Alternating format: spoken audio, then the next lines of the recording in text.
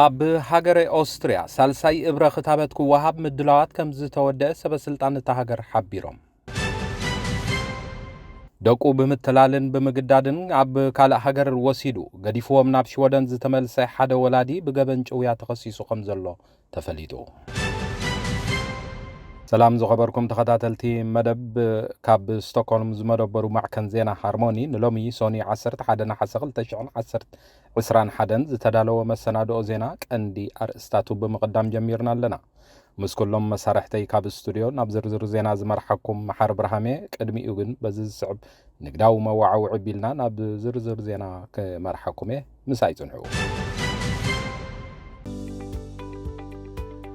ናይ ስራሕን መደባት ትምህርትን ወይ ከዓ ሞያ ክህልወኩም ትደልዩ ዶ እምበር ንጠለባት ምርካብ ስራሕ ሞያን ወይ እውን ትምህርቲ ኣብ ምርካብ ዝተሓባበረኩም ትካል ኬርማ ሪክሪተሪን ኣለኩም በዚ ትርእይዎ ዘለኹም ኣድራሻ ብምጥቃም ክትረኽቡና ከም ትኽእሉ ብሓጎስ ንዕድመኩም ኬርማ ሪክሪተሪን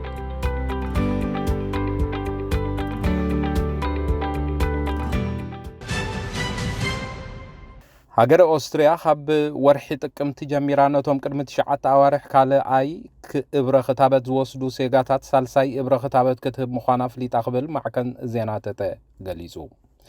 እዚ ካብ ዕለት 19 ጥቅምቲ ክጅመር ተሓሲቡ ዘሎ መደብ ክታበት ዜጋታት ኦስትሪያ ፀረ ኮቪድ-19 ናይ ምክልኻል ዓቕሞም ክብ ንምብባል ዝወሃብ ምዃኑ ሚኒስትሪ ጥዕና ሃገር ወልፍ ጋንግ ሙኽስቲን ንመራሒ ብዙሓን ኦአርኤፍ ኣብ ዝሃቦ ሓበሬታ ገሊጹሎም ንሳልሳይ እብረ ኽታበት ዝተሓጽዩ ቀዳመት ጉጅለቶም ዓበይቲ ሰባትን ኣብ እንዳ ዓበይቲ ዝሰርሑ ኮይኖም ተኻልኣይቲ እብረ ኽታበት ኣብ ወርሒ ጥሪ ዝወሰዱ ክኾኑ ከም ዘለዎምን ኣገንዚብሎም ዓለማዊ ውድብ ጥዕና ብወገኑ ሃብታማት ሃገራት ንሳልሳይ እብረ ኽታበት ኣጽኒሐን ኣብ ክንዱ ነተን ድኻታት ሃገራት ብልቃጥ ክታበት ክህባ ተማሕጺኑ ከም ዝነበረ ይዝከር ኣብ ዞባ ካልማር ሓደ ኣቦ 5 ቆልዑ ሶርያዊ መበቆል ዘሎ ኣቦ ብዘይድሌት ደቁ ኣገዲዱ ናብ ሶርያ ብምውሳድ ኣብ ሽወደን ብምግዳድ ቆልዑ ናብ ዘይደለይዎ ቦታ ምውሳድ ኩልኩል ንዝኾነ ሕጊ ስለ ዝተሓሰ ክሲ ከም ዝተመስረተሉ ናይቲ ዞባ ኣኽበርቲ ሕጊ ንንባብ ኣብ ዘብቅዕዎ ዜና ሓቢሮም ትወላዲን እቶም ቆልዑ ኣብ ሓጎኦም ስለ ዝሓመመ ብዝብል ምኽንያት መጀመርያ ናብ ቱርኪ ድሕሪ ምውሳዱ ኣገዲዱ ናብ ሃገረ ሶርያ ብምውሳድ ኣብኡ ከም ዝተርፉ ከም ዝገበረን ንሱ ናብ ሽወደን ከም ዝተመልሰን ዛጊቶቶም ቆልዑ ብዘይድሌቶም ኣብ ሶርያ ከም ዝርከቡን ኣብቲ ዝቐረበ ናይ ክሲ መዝገብ ዝሰፈረ ሓበሬታ ኣመልኪቱ ኣብቲ ናይ ክሲ መዝገብ ዝተፈላለዩ ሰነዳትን መገሻን ካልእ ምስክርነትን ቀሪቦም ከም ዘለዉ እውን ቤት ፍርዲ ዞባ ካልማር ሓቢሩ ኣሎ ኣብቲ እንዳተሓላለኸ ዝኸይድ ዘሎ ግጭት ሰብኣውን ቅልውላውን ሃገረ ኢትዮጵያ ብምቕጻል ኣብቲ ውግእ ዘጋድድ ዘሎ ኩነታት ይቕጽል ከም ዘሎ ጸብጻባት ኣረጋጊጾም ኣለዉ ኣምነስቲ ኢንተርናሽናል ኣብቲ ንልዕሊ 8 ወርሒ ኣብ ክልል ትግራይ ዝተኻየደ ኩናት ወታደራት ኢትዮጵያ ኤርትራን ሚሊሻታት ኣምሓራን ኣብ ልዕሊ ደቂ ኣንስትዮ ተጋሩን ኣዋልድን መስካሕክሒ ዝኾነ ጾታዊ መጥቃዕቲ ከም ዝፈጸሙ ዝድህስስ ሓድሽ ጸብጻብ ዕላዊ ገይሩሎም እዚ I don't know if they realize I was a person ሰብ ምዃነይ ዝተረዱ ኣይመስለንን ብዝብል ኣርእስቲ ዝተዋህቦ 39 ገጽ ዘለዎ ጸብጻብ ወታደራት ኤርትራን ፌደራል መንግስትን ክልል ኣምሓራን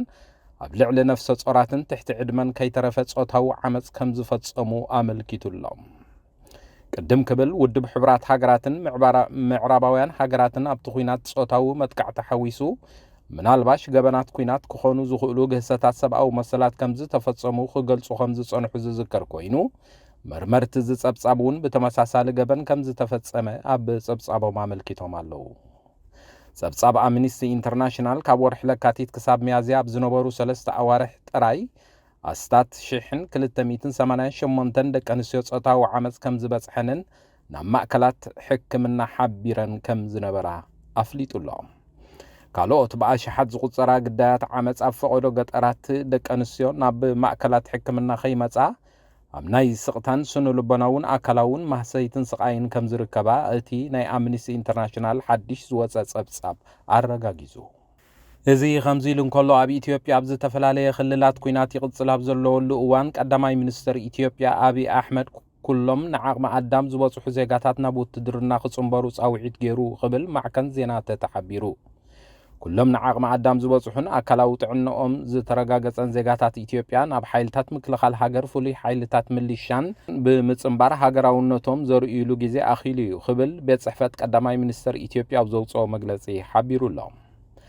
أبي أحمد بيناو مقراز تخصي خبز وج جنا خلاي ورحو كيقصريو قداماي منستر إثيوبيا خمز زبله ناي كتتصاوعي زوص زلهم حيلتات مكلخال تግራይ TDF أب مبرق إثيوبيان كلل عفرن ندبوب وغن ناب كللات أمحاران تختاتال متقعدات ككايدو مصنحهم زفلت كوينو زن قربا معلتات زوصو وتادراو صبصبات አመልኪቶም خم زلو حيلتات مكلخال تግራይ نستراتيجيكاوي كتما ولديان ካልኦት ከተማታትን በመቆጻጸር ናብ ከተማ ደሴ ይግስግሱ ስለዘለው ኣብ ከተማ ደሴ ሰዓታት እቶቶ ተአውጁ ከም ዘሎ የመልክት በዚህ ዝሰገየ ማዕከላዊ ፌደራላዊ መንግስት ኢትዮጵያ ኣብ ከቢድ ዝኾነ ፖለቲካውን ዲፕሎማሲያውን ወታደራውን ቅልውላው ተሸሚሙ ከም ዘሎ ኣብ አዲስ አበባ ዝወጹ ዘለው ጸብጻባት አመልኪቶም አለው ማርበርግ ዝተባህለ ምስ ኢቦላ ዝዛመድ ኣዝዩ ተላባዓይ ሕማም ከም ዝተራእየ ሰብ መዝጥዕና ሃገረ ጊኒ ገሊጾም እዚ ቫይረስ ገና ከይሰጎመ ክዕገት ከም ዘለዎ ዓለማዊ ውድብ ጥዕና WHO ጠንቂቁ ከም ዘሎን ቫይረስ ማርበርግ ብመንካዕ ፍሩት ኣቢሉ ዝመጽእ ሕማም ኮይኑ ካብ ሰብ ናብ ሰብ በኣካላዊ ፈሰስቲ ከም ዝመሓላለፍ ዝፍለጥ እዩ እዚ ቫይረስ ኣብ ሰባት ከቢድ ረስንን ምዝባዕ ደምን ብምስዓብ ከም ዝቐትል ሰብ መዝጥዕና መልኪቶም ኣለው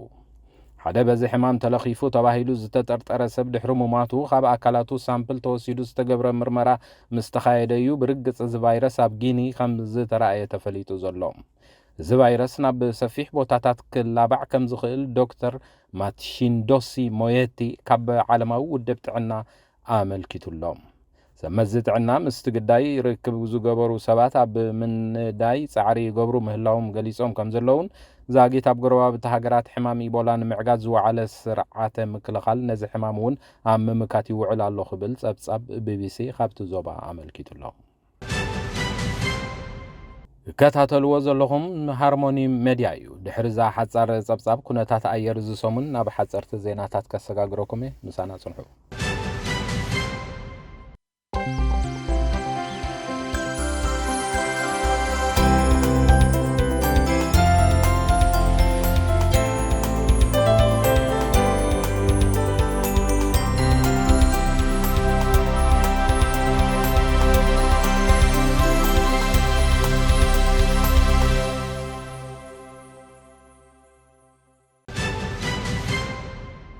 هاجر السودان نتي بهزباون عبي خاب سلطان مستعلو بزتفلالي سبعون كالوت ناي بلشون ناقصتاتن اب تحت قيد الزلو هاجر السودان نلعل 3 عامتات كمرحز صنحه بغداي جاملاو هلقت معراب دارفور نابيت فرد عالم لخ قرب تمحلاليفو هو هاب كم زوسنه منغست كارتون بمنستر غدات وصاي ابزهابو مغلص فليتو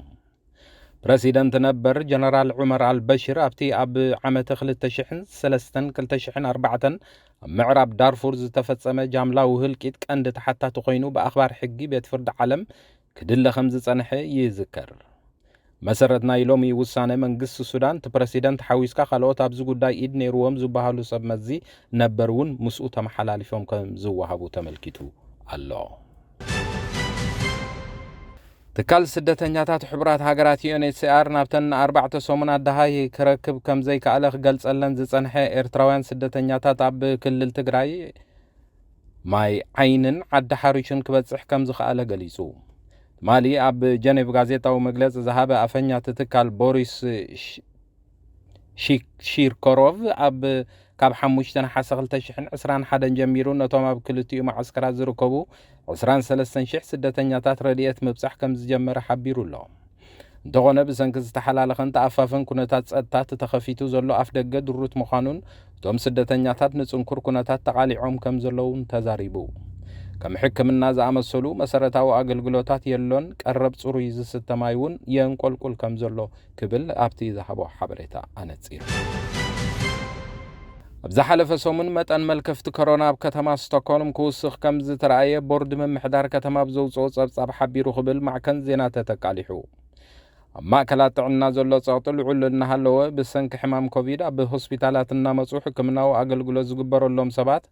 وزرومنا بزحي مص مهلاون قصرنا يتم صعوق حكمناو اغلغلو زحاتو سبات ون እና በዝሐ መምጽኡት ዘብዛብ ገሊጹ ካብ ወርሒ ታሕሳስ ጀሚሩ ንዜጋታት ዝወሃብ ዘሎ ናይ ነጻ ኮቪድ ምርመራ ክቋረጽ ድሌት ከም ዘለዎ መንግስቲ ጀርመን እኳ እንተሓበረ ተቐሪቡ ዘሎ እማመ ኣብ መንጎ ቻንስለር መርከልን ዝተፈላለዩ ወከልቲ ሰልፍታት እቲ ሃገር ዝርርብ ክካየደሉ እዩ ክብል RNDS ዝተባህለ ጀርመናዊ ማዕከን ዜና ሓቢሩ ክብል ተኣቃሊሑ